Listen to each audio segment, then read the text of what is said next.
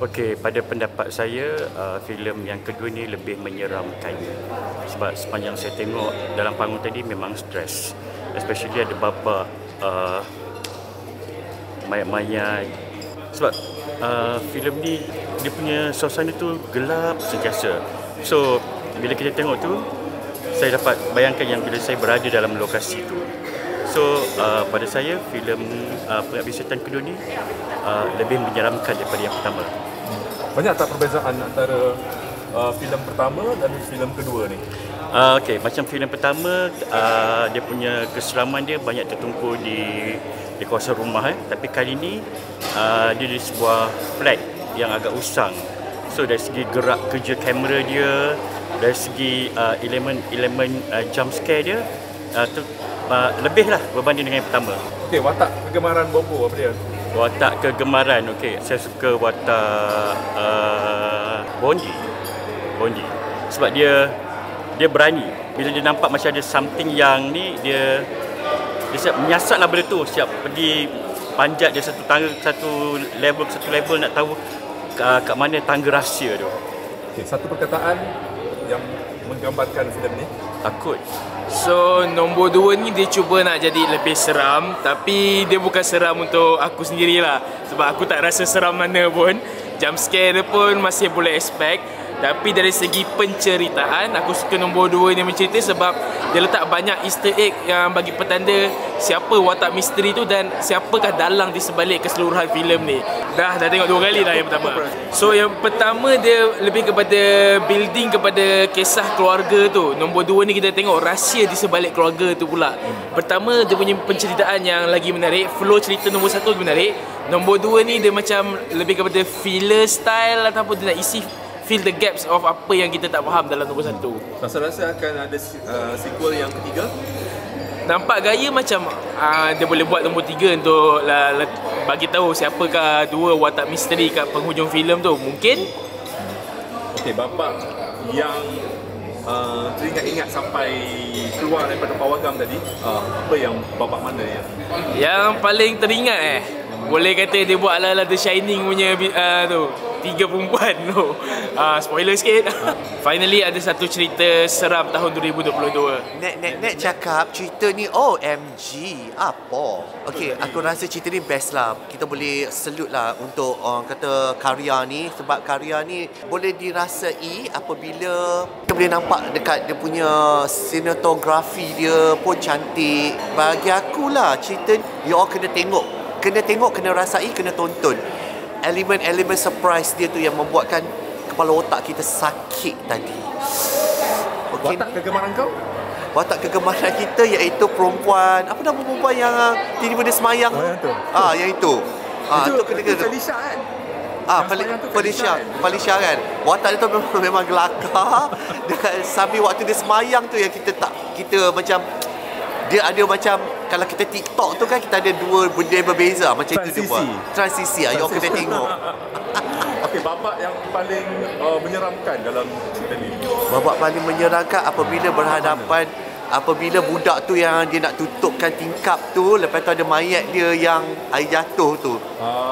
Sikit lampu, sikit mancis dia hilang, lepas tu ada pocong pula kat dalam tu. Oh my god. Terpaling kat dia. Ya, memang gila lah. Korang kena tengok lah. Berapa bintang kau nak bagi ni? Apa dia? Berapa bintang kau nak bagi? Okay, kita bagi dia 8/10. Okey, satu perkataan yang melambangkan cerita ni. Okey, cerita ni ialah suspense. Saya Nazri dari Movie Addict. Okey, macam filem Pengabdi Setan 2 ni, pada saya bila korang tengok mula-mula sekali, korang dah masuk dalam dunia filem seram Joko Anwar. Maksudnya dia punya environment, kau dah rasa keseraman dia. Permainan sinematografi dia pun memainkan peranan lah. Macam bila dia pusing pada satu karakter ke karakter lain, ke tempat lain, korang rasa macam tak selamat. Korang rasa macam elemen kesurupan tu memang dah terasa dalam filem tu. Tapi itulah, sebenarnya macam saya rasa mungkin Joko Anwar ni dia tribute kepada banyak filem-filem seram yang pernah ada di Indonesia dulu. Macam ada macam pocong ke, beranak dalam dari mulut ke benda tu macam kita dah pernah tengok dulu. So kalau kita terbiasa dengan adegan macam tu, kita mungkin rasa dah tak ada rasa seram lagi lah. Tapi still mood tu ada. Jadi kita akan masih rasa seramnya dalam filem ni. So pada saya, kalau korang nak get into this whole experience of seram tu, this is the movie that you should watch lah. Dari segi lakonan, watak-watak pelakon-pelakon semua, pelakon-pelakon semua, saya rasa mereka berjaya memainkan watak masing-masing lah. Macam Ron Palare, dia masih kekal sebagai watak ayah bapa yang misteri sampai kau tak tahu dia ni kerja apa sebenarnya. So jadi dalam filem ni kau terjawab tak dalam jadi dah nampak lah dalam filem ni. Dalam filem ni dia ni siapa sebenarnya. Sebab anak-anak dia pun tak tahu dia ni kerja apa sebenarnya. Dan kenapa dia sampai macam tu sekali watak dia daripada filem pertama dengan filem kedua. Dalam filem pertama kita nampaklah hubungan dia dengan mak dia tu, sampai kenapa dia macam masih nak menjaga mak dia tu walaupun mak dia dah macam tu sekali keadaannya. Jadi dalam filem kedua kita dah nampak satu keluarga tu kenapa mereka macam tu. Kenapa mereka pindah kat situ pun ada jawapan dia juga dekat flat tu. Daripada asalnya rumah lama, rumah agam tu jadi filem ni macam kesinambungan daripada filem pertama lah. Jadi pada yang belum tonton filem pertama, saya syorkan tengok filem pertama dulu lah. Sekarang ni ada marathon tu korang kena tengok back to back lah untuk dapat feel dia. Kalau sebab filem pertama tu tahun 2017, mungkin korang terlupa sikit lah dia punya plot daripada finansial ni. So watch the first one, then watch the second one. Tanpa spoiler, antara bapa kat mana yang paling menyeramkan? Sebenarnya babak yang seram sebenarnya melibatkan ustaz sebenarnya. Ustaz tu sebab bukan kelakar ustaz.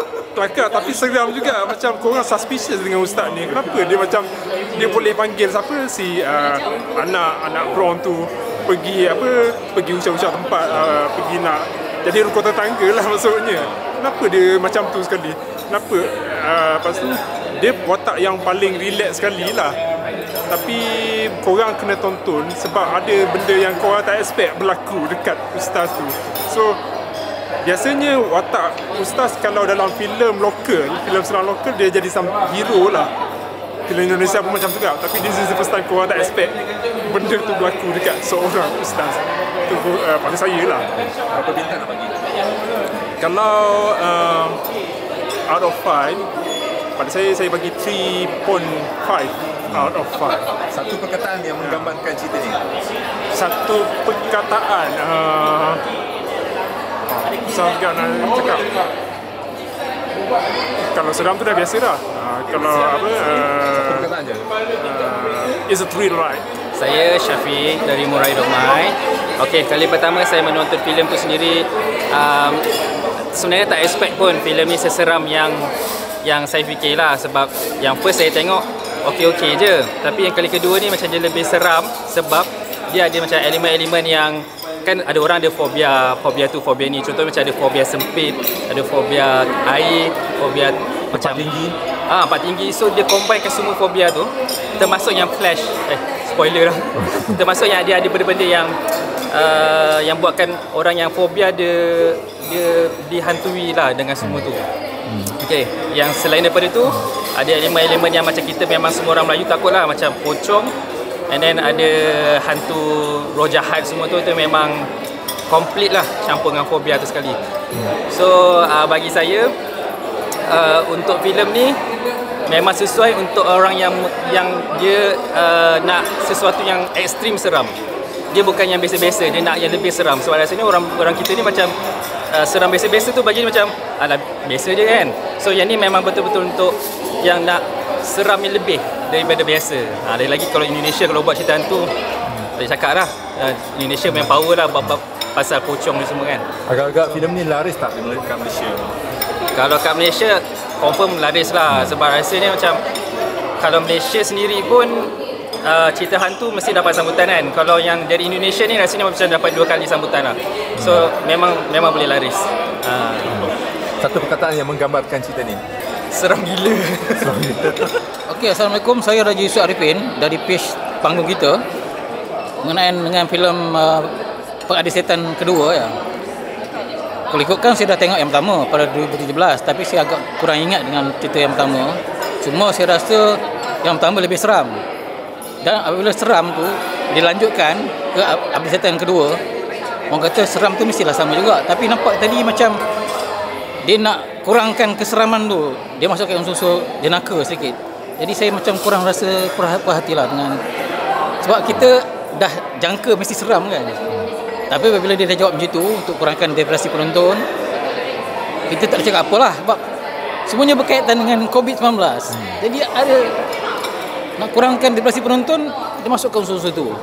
Saya tak pastilah adakah memang ada watak macam tu ataupun dalam keadaan seram tu ada yang macam tu, saya tak pasti. Cuma macam ni kita tuntut je lah. Kurang memuaskan hati lah bagi saya lah, bagi orang lain tak tahulah. Ya. Babak yang paling adegan yang paling menakutkan, saya rasa antaranya yang adegan tari mati dalam lubang sampah tu. Oh, tari sampah. Lepas tu sebelum tu yang watak Dino yang cuba menggoda tari tu, dia terjatuh ke dalam air yang ada kanak-kanak yang bermain tinting lah tadi ya. Yang mati dalam lift, dia timpuk oleh lift. Adegan dalam lift lah. Dia timpuk oleh lift. Saya rasa itu 3 adegan yang menarik bagi saya lah. Okey, berapa bintang nak bagi per 10?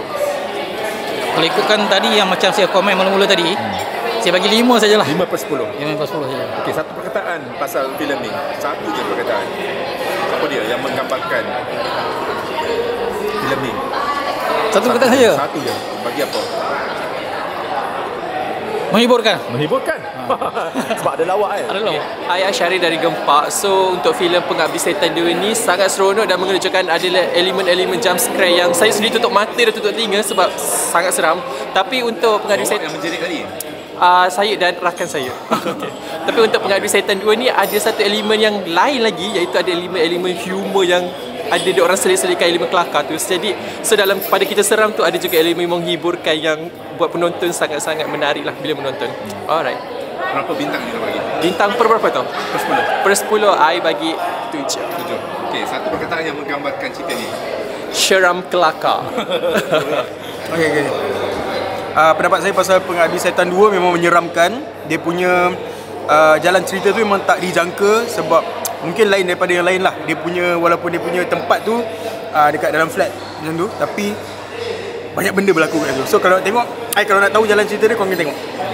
So apa kalau diberi peluang untuk bagi ucapan untuk Joko Anwar, apa yang Hafid nak beritahu dia tentang filem ni? Kepada Bang Joko, tahniah, congrats untuk hasilkan satu karya sehebat ini. Sebelum ni pun dah hebat, jadi kali ni pun hebat. Mungkin kita akan tengok 7 filem lagi yang macam ni juga. Berapa bintang nak bagi? Saya bagi 9 per 10. Sebab apa kurang 1? Sebab saya takut sampai saya terlalu lapar. Okey, satu perkataan yang menggambarkan perasaan Satu je. Satu je. Cemas.